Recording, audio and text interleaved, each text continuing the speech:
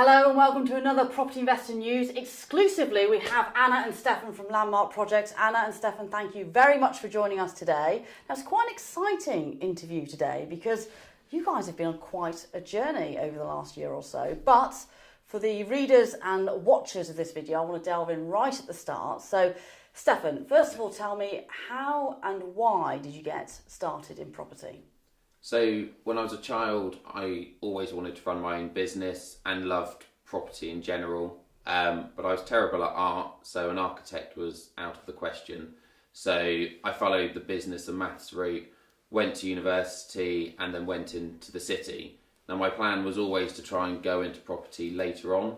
I saw that it gave you a much better work-life balance, the earnings potentials were greater and it allowed me to run a business in something I was really, really interested in, and I've got a huge passion for. So that's probably the why. The how, so I started in the city when I was 21, and I became really good friends with a guy called James who shared this drive and passion for property. So at 23, we bought one flat to renovate and hopefully sell. We did all the work ourselves, so did all the stripping, all of the decoration, just anything that required a builder, electrician or plumber, we didn't do. We kind of showered in the gym, went to the toilet in the pub, lived without electricity and really started from the ground up. That went very well as well as a first one could, so that convinced us to do more. So from probably the age of 23 to 26, I did 5 of those with James, and at 26 I decided to go into property full-time.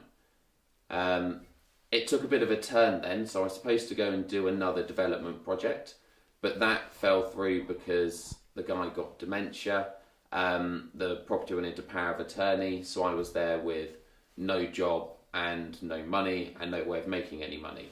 So I took the building team that I had and the experience I had in the city and renovating property, put everything together and effectively set up kind of a professional project management company specific to refurbishments and property projects in London.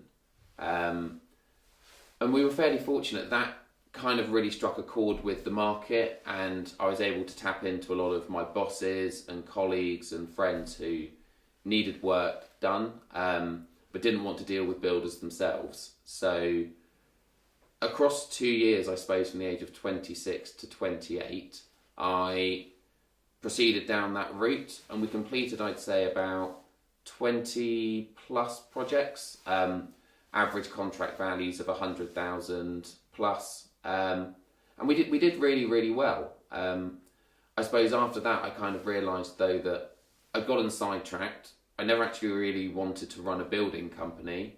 Trying to do works for independent clients in £1 million homes becomes very difficult. It's very demanding. It's very hard to keep people really happy. And I really wanted to get back into the investment side, being my own boss, finding the deals, making the profit myself rather than making money for other people. So I took the more difficult decision to close down the building company and try and go into investments as a full-time company. So a lot there in the space of kind of 10 years deduced into 2 minutes. Well, I thought it was a good summary, so that's a good start. Yeah, in terms of why, what was it about property? I mean, you said that you wanted to run your own business, but why specifically property? What was it that attracted you to that particular asset class? I was obsessed with building blocks as a kid, and I used to draw buildings the whole time. There was something about property I just had a natural affinity to.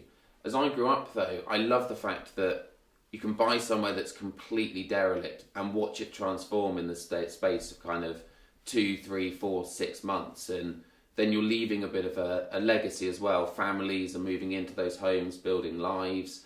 There's a real sense of achievement. You're actually making something and creating something. A lot of markets these days are very intangible. Not a lot exactly exists. If you take trading or the stock market, you're just playing with numbers here and there, whereas with property there's an asset there and something you can really see. And there's a lot of variety then. you're not doing the same thing day in and day out. You're constantly doing new fun stuff. Brilliant. And Anna, what about you? What sort of attracted you to property? Yeah. So for me, it was two things. One was what it would offer. So kind of as Stefan was saying, an opportunity to add something, to create something that was more valuable, but also the potential income stream. So I was kind of looking at adding value and rental income. And the other part of it was I did a degree in land economy, and I kind of understood property and the economics driving it. So what was driving the supply, what was driving the demand, and I felt like it was something that I could get my teeth into, because I understood it that much better than any other industry. And you also started on it, so tell us a bit about your career, your corporate ladder, and then kind of how you got into property. So I started my career at a Big Four in a consulting role at a Big Four accounting firm, which was an amazing way to start a career and opened lots of doors and really helped with understanding different industries, understanding different business problems, and helping solve them. But quite quickly realised it probably wasn't where I wanted to be forever.